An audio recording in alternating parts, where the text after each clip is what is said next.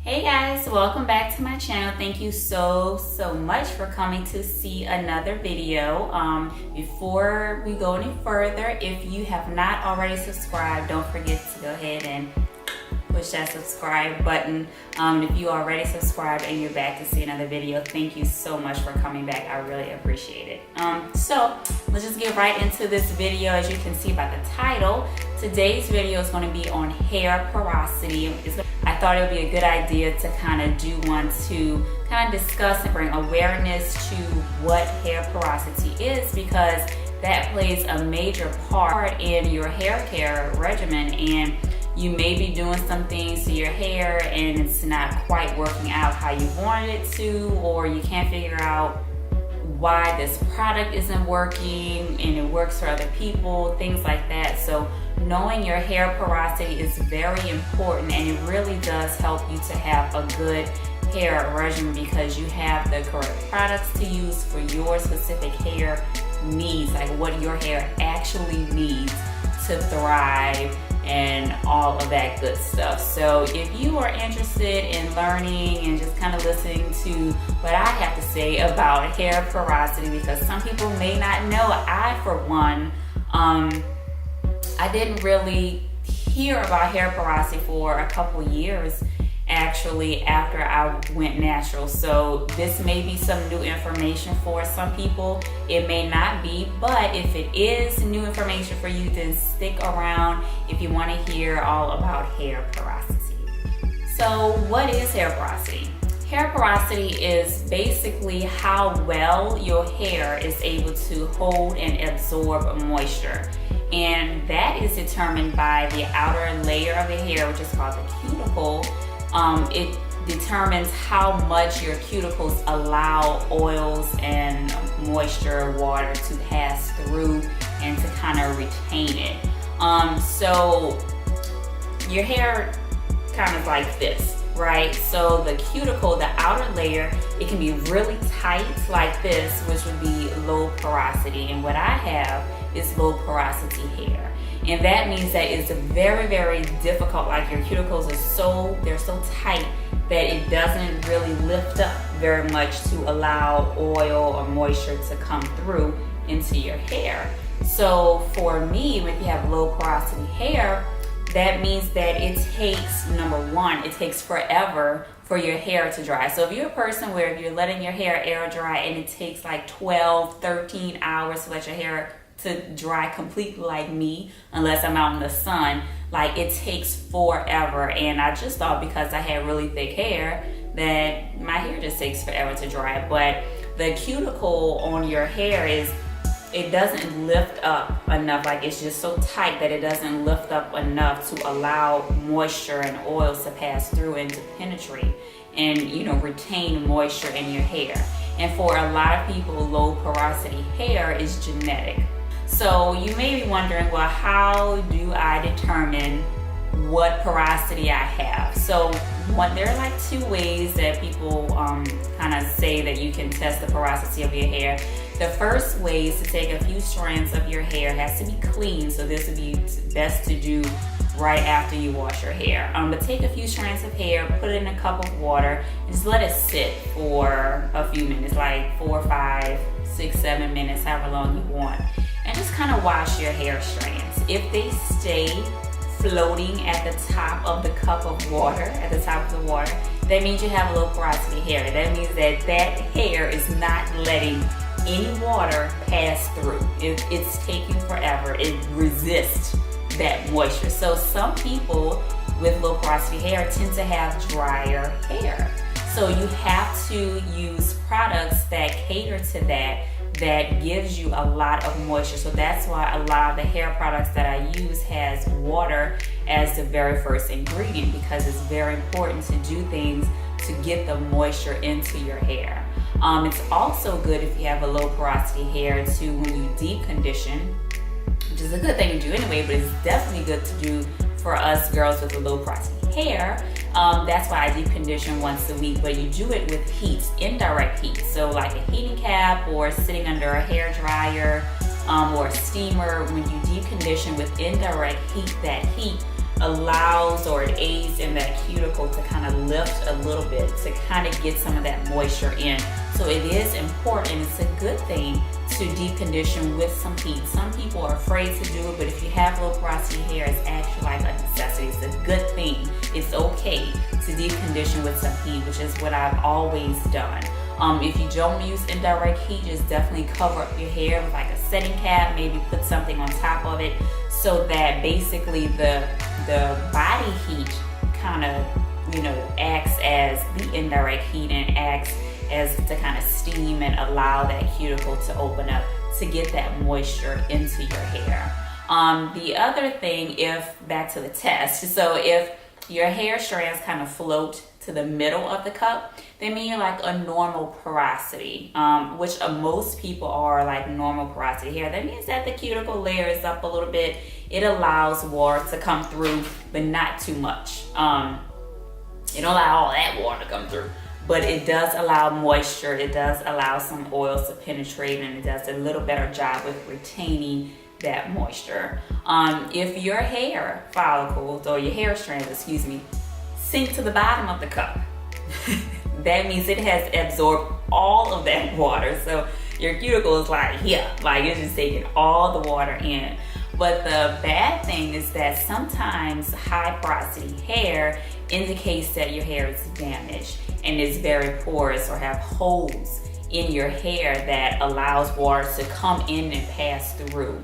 So if you have very chemically treated hair, that can have caused a lot of damage. Like if you know you have a lot of damage and it's from chemically treated hair or a lot of heat or anything like that, that could actually alter your hair and it can change your hair porosity.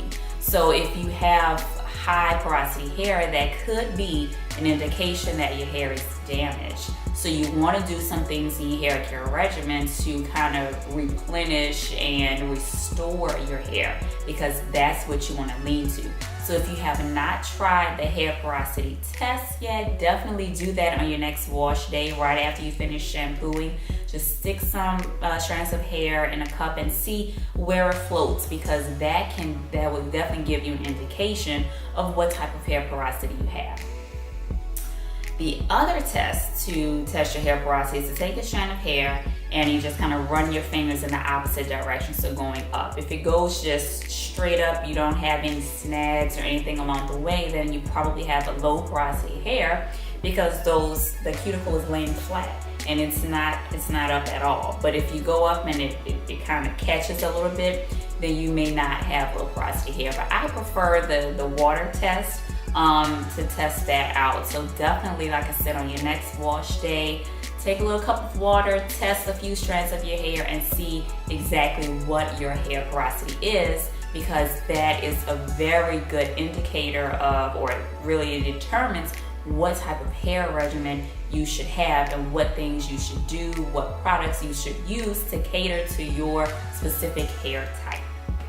Alright, so now that I have given you like the background and some information about hair porosity, I want to talk a little bit about each type a little bit further, just to kind of give you guys some good ideas and tips and things to do to add into your hair care regimen.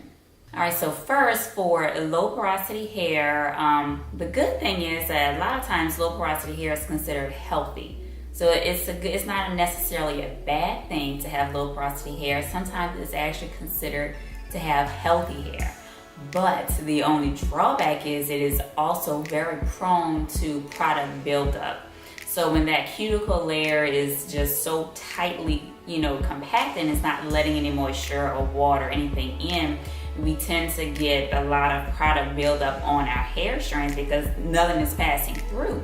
So if you have product buildup, sometimes, or not sometimes, but it is good to do like a clarifying shampoo to really remove all that product buildup. Sometimes people don't want to use clarifying shampoos because, they feel like it's just going to strip their hair. But if you're a low porosity girl and you have product buildup, you're going to need that clarifying shampoo to really strip and get a squeaky clean wash day, because before you add back any oils or any creams or anything like that, you want to make sure that you remove that extra product buildup so that your hair is actually able and willing to try and absorb some of that moisture back. Even though it's difficult for your hair to do, or just takes much longer, but you want to make sure that you remove any product buildup so you can get some moisture really into your hair shaft. All right, so one thing that's good for low porosity hair is to use humectants. And humectants actually draw moisture from the air into your hair. So it is good to have some products that have that in it, like glycerin is a humectant, honey is a humectant. So if you have like conditioners or anything, if you do like a deep conditioner, if you make your own with honey in it, that's awesome, because it's going to grab that moisture that's in the air, attracted to your actual hair shaft. So it's going to help and aid in your hair getting that moisture in. Some other oils are very good and are natural humectants, like coconut oil is a humectant like type of oil. Some people, love coconut oil, some people hate it, some people say use it, some people say don't. But coconut oil actually is like an oil with humectants in it, so you don't want to go overboard, but it is okay to use coconut oil if it works for you. You just don't want to use really heavy oils that is going to prevent any moisture or anything from coming through. So definitely keep that in mind when you're putting oils in your hair. You want to do something that, like I said, has humectant in the product so that it can draw in moisture and really help you to retain that moisture in your hair. All right, so the other thing about low porosity hair is that it requires moisturizers like emollients, and that's going to help to aid in the moisture in your hair. So those moisturizers are good to use if you have a low porosity hair, are shea butter, jojoba oil, like I said, coconut oil a few moments ago, and glycerin. Those things really help to drag and absorb the moisture into your hair. So definitely consider adding those into your hair care regimen if you have not already. If you're a low porosity girl, like I said, you just don't want to have anything really heavy on your hair that's going to block any moisture or anything from coming through. All right, the other thing to consider when you have low porosity hair is basically you want to use light products. You don't want to use products that are too heavy, because you don't want it to just sit on your hair and cause product buildup. So you want to use things that are lighter, like I said, that are water-based, that are going to help to moisturize your hair. So one good thing to use if you're a low porosity girl, like hair milks. And I'm just like developing a love for hair milks in the past couple months, using them with my wash and goes, and I'm just loving the results. And apparently that's why, because they're light, they give the moisture that I need, and it's not a product builds up on my hair. So definitely, if you don't have any hair milk, get a few, find some that you like, because you'll probably really like them, and your hair will probably really love them, because it's going to add some moisture back into your hair without weighing your hair down. Medium porosity requires less maintenance, because the cuticle layer, it allows like just enough moisture to come through without allowing too much to escape. So it's not always good to use protein treatments, so kind of keep that in mind if you are a medium porosity girl. And it's okay to deep condition, but you definitely don't have to do it like once a week if you're a low porosity girl. So if you're medium porosity, just normal porosity, occasional deep conditioning is fine. So if you want to do like skip a week, like every other week, do a deep condition, but your hair is pretty good at allowing just the right of moisture to pass through without like letting too much escape. So that's a good thing, if you are a medium porosity, which most people are medium porosity. So just keep that in mind as well. All right, so for high porosity hair, it can be a couple things of why you may have high porosity hair. So it can be your genetics. That's always a possibility. It can also be because of chemical damage, as I said before.